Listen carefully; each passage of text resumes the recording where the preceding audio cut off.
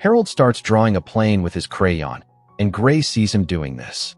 Seeing this, Gray realizes that Harold has come into the real world from inside a book. Watching Harold create the plane, Gray starts thinking some wrong things about it.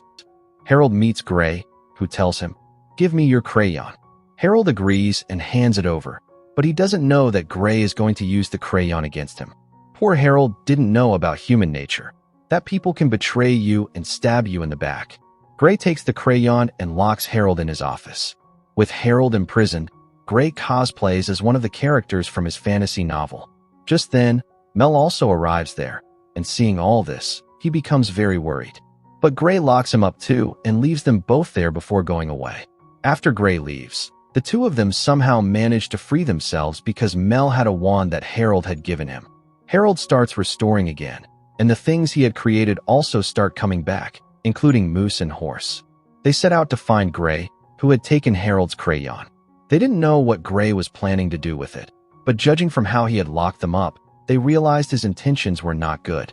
While searching for him, they reach the town square, where a dangerous fight breaks out between them and Gray for the crayon. Harold manages to stop Gray, but Gray ends up swallowing Harold's crayon, which causes the crayon's power to transfer into his body. Now Gray can draw things with his own hands, just like the crayon. Taking advantage of this incredible opportunity, the first thing Gray creates is molten lava.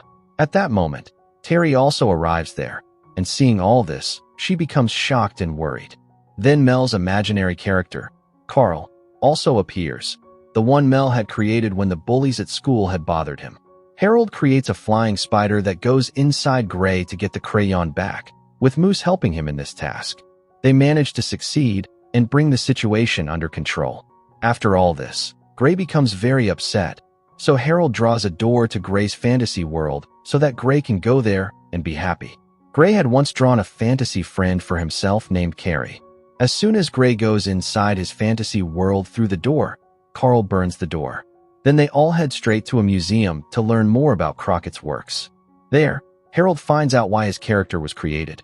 Crockett had also left a note for Harold, and upon reading it, Harold learns that he was created to give people hope to live their lives.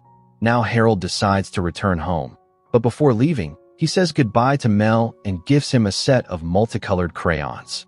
Harold goes back to his own world, where he continues his imagination using the multicolored crayons Mel gave him.